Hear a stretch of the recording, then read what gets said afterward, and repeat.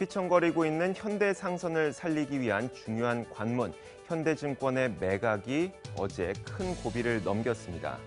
현대그룹 내에서 가장 큰 비중을 차지하고 있는 현대상선이 휘청거리게 되면서 많은 분들이 현대증권 매각에 아주 뜨거운 관심을 보여줬었는데요. 오늘은 길다면 길 수 있고 그리고 복잡하다면 복잡할 수 있는 현대상선의 사태를 발단부터 지금까지의 상황을 모두 다 총정리해보는 시간을 가져보도록 하겠습니다. 먼저 현대상선 사태의 발단을 살펴보자면 2000년대로 거슬러 올라가게 됩니다. 아시아 외환위기 당시에 글로벌 금융위기가 찾아오면서 현대상선도 함께 휘청이게 됩니다. 이 당시 현대상선은 자신들의 유동성 위기를 타개하기 위해서 자신들이 갖고 있었던 자산을 매각하게 되죠. 상선 업체는 매각할 수 있는 자산이 바로 배입니다. 이 배를 매각하게 되는데 그러던 2000년대 중반 갑작스럽게 해운 업황은 호황기를 맞이하게 됩니다. 중국의 경제 성장률이 연평균 10%대를 기록하면서 수출과 수입 물량이 증가했고요. 물동량이 증가하면서 해운업이 호황을 맞이하게 되는 것이죠. 그런데 현대상선은 이미 배를 많이 팔아놨기 때문에 이런 물동량을 감당할 수 있을 만한 배가 몇이 없었습니다.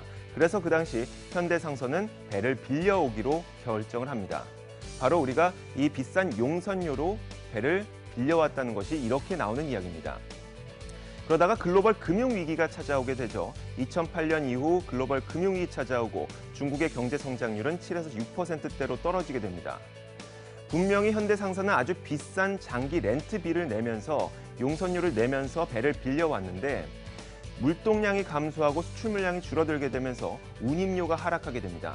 하지만 현대상선이 계약을 맺어놨었던 비싼 용선료는 계속 내야 되는 것이죠. 그렇다 보니까 현대상선은 계속해서 일할 때마다 손해를 보는 그런 구조가 형성이 되게 된 겁니다. 다시 한번 정리를 해보자면 현대상선은 이렇습니다. 비싼 용선료를 내면서 계약을 맺었습니다. 그래서 매달 아주 비싸게 배를 빌려왔던 렌트비를 내고 있는 것이죠.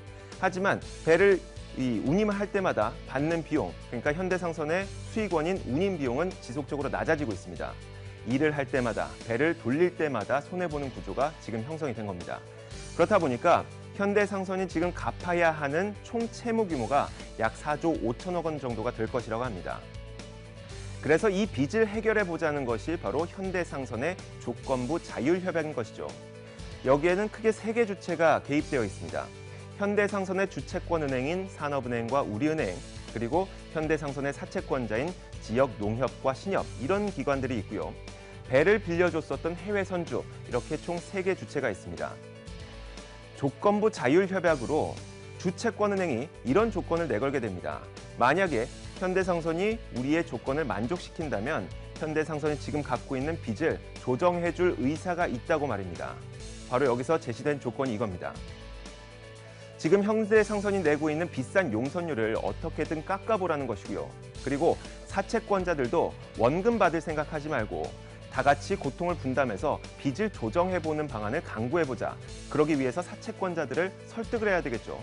현대상선에게 이런 사채권자들을 설득해봐 라고 조건을 제시한 겁니다. 이런 조건 가운데 하나라도 틀어지게 될 경우 모든 계획은 물거품이 되고요. 현대상선은 법정 관리에 들어가면서 빚잔치가 펼쳐지게 되는 것입니다. 그런데 이런 상황에서 현대증권 매각에 대한 기대감이 커지고 있는 겁니다. 거의 성사될 것으로 보이죠. 만약에 현대증권이 매각될 경우 1조 원 규모의 매각될 것으로 보이는데 이 가운데 현대상선이 가져갈 수 있는 금액은 약 6천억 원 정도가 될 것이라고 합니다. 그러니까 현대상선은 이 6천억 원으로 한숨 돌리게 된 것입니다. 그런데 제가 한숨 돌리게 됐다고 이야기한 이유가 있습니다. 이 6천억 원만으로 해결될 수 있는 것은 거의 없기 때문이죠. 아직도 현대상선은 수많은 빚더미에 쌓여 있습니다. 돌아오는 4월 7일에 현대상선은 1,200억 원을 갚아야 되고요. 7월 7일에는 2,400억 원, 내년 3월 28일까지 600억 원 갚아야 되고 7월 3일까지는 3,300억 원을 갚아야 됩니다. 이 비용만 따져보더라도 약 7천억 원이 넘는데 현대상선이 지금 현대증권 매각을 통해서 유통할 수 있는 금액은 약 6천억 원 정도입니다.